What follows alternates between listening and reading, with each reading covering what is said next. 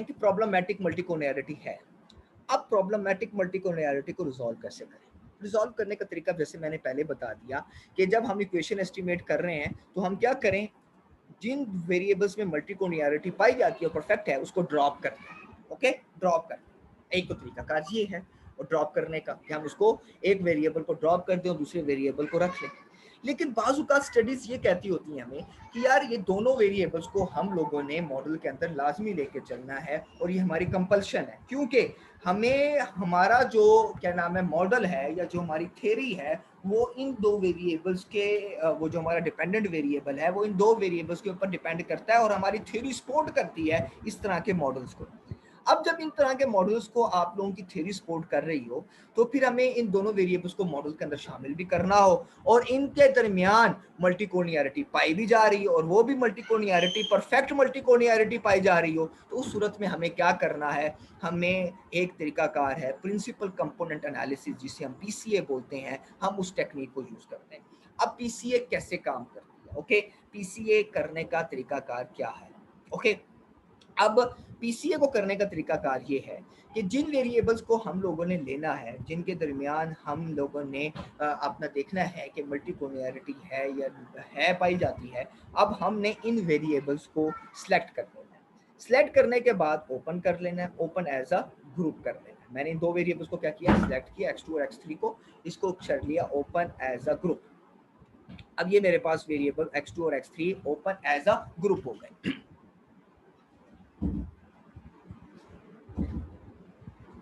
Okay जी, अब ये variables open as a group हो गए। हम चले गए व्यू में। ओके, हम चले गए व्यू के अंदर। जैसे हम व्यू में गए तो यहाँ पर टेस्ट का नाम आता है, यानी कि ये ग्रुप की सूरत में मैंने खोल लिया।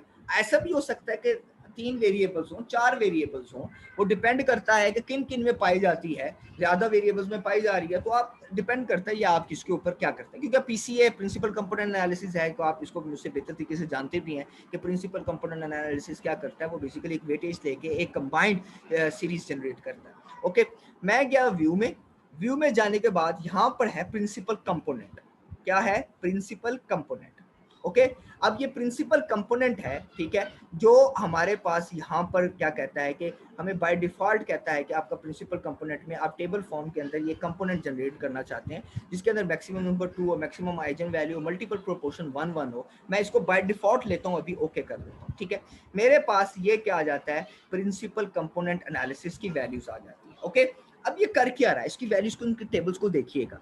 ये हमें कहता है कि दो किस्म के वेरिएबल्स हैं आप लोगों ने लिए हैं, x2 और x3। ये देखिएगा नीचे पहले उसने ऑर्डरी कोरिलेशन, वही कोरिलेशन जो हम लोगों ने कोरिलेशन खुद मुहैया किया था, कोरिलेशन टेबल बनाया था, उसने वो कोरिलेशन टेबल बनाया। ओके, उसकी वैल्यू x3 का आपस में 1 होगा, लेकिन x2 का x3 के साथ 0.95 है। ओके, और यहाँ पे उसने देखिए कि ये वैल्यू को मिसिंग कर दिया, क्योंकि जो वैल्यू फोकस करने वाली है वो नीचे या आप डायगोनल वे में मूव करते हैं, डायगोनल वे में जो ऊपर वाली वैल्यूज को आप देखते हैं या नीचे वाली को देखते हैं, इसने यहाँ पे ये वैल्यू को मूव कर दिया ताकि हमें क्या कहना है, जो स्कॉलर्स हैं उनको प्रॉब्लम ना हो अंडरस्टैंडिंग में। अब आगे आ जाते हैं इनके PC1 और PC2 देखते हैं कि इन्होंने जब इसके कंपोनेंट बनाए, जब पहला कंपोनेंट बनाया तो x3 और x2 की जो लोडिंग्स उसने कैलकुलेट्स की वो ये थी।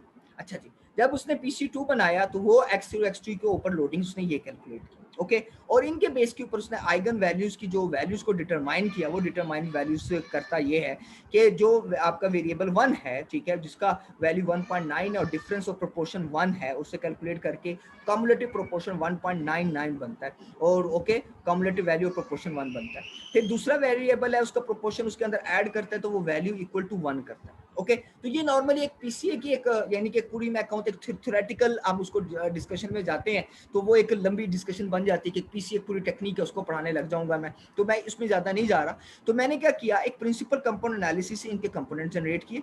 अब जनरेट करने के बाद मैंने क्या करना है, एक मेक करना है प्रिंसिपल कंपोनेंट, यानी कि अब मेरे पास इन x2 और x3 के ऊपर उसने कंपोनेंट डिफाइन कर दिए। अब मैंने एक सीरीज बनानी है। सीरीज बनाने का तरीकाकार क्या है, मैं प्रोसीजर में जाता हूँ, प्रोसीजर में जाकर मैं कहता हूँ make principal component. Okay, make principal component. अब मैंने स्कोर सीरीज में गया, उसको नेम दिया। अब नेम देने का तरीकाकार क्या है कि स्कोर सीरीज नेम में मैं इसको नाम देता हूँ x23। x23 की नाम देने का मेरा मकसद क्या है कि जो मैं अब वेरिएबल जनरेट कर रहा हूं प्रिंसिपल कंपोनेंट एनालिसिस के जरिए, वो कॉम्बिनेशन है दो वेरिएबल्स का। एक वेरिएबल सेकंड वेरिएबल है यानी x2 है और दूसरा वेरिएबल क्या है x3 है। ओके, मैंने क्या कर दिया, इसको ओके किया। जैसे मैं ओके करूंगा तो देखिएगा यहाँ पे एक और ऑब्जेक्ट क्रिएट होगा और उस ऑब्जेक्ट का नाम x23 होगा और उसकी एक सीरीज होगी। अब देखिएगा ओके, जैसे मैंने ओके किया तो ये उसने मेरे पास एक ऑब्जेक्ट क्रिएट किया जिसका नाम x23 है, which is a combination of second and third variable. Okay, यानी x2 और x3 का कॉम्बिनेशन है जो बेसिकली x23 है।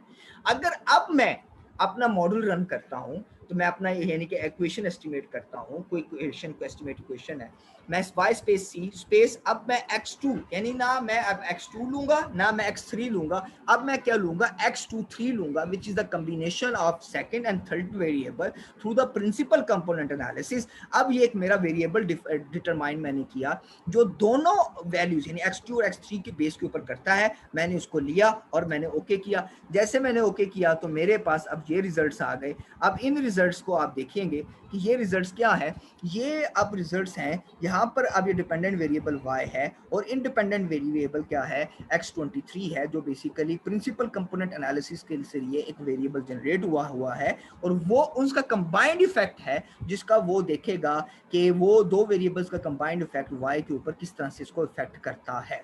Okay, this is the basically all about how we resolve the variable यानी कि problematic multipolarity if we are using some model जिसके अंदर हमें ऐसे वेरिएबल्स को शामिल करना पड़ जाए जिनमें परफेक्ट मल्टीकोनैरिटी पाई जाती हो, हम उसमें से किसी भी वेरिएबल को ड्रॉप ना करना चाहते हो तो उनको हम प्रिंसिपल कंपोनेंट एनालिसिस से जरिए एक वेरिएबल जनरेट करके हम फिर जब नई रिग्रेशन इक्वेशन रन करेंगे तो वो वेरिएबल रन करेंगे उसके अंदर जो प्रिंसिपल कंपोनेंट एनालिसिस के जरिए हमने सीरीज को जनरेट किया है। Okay, all this the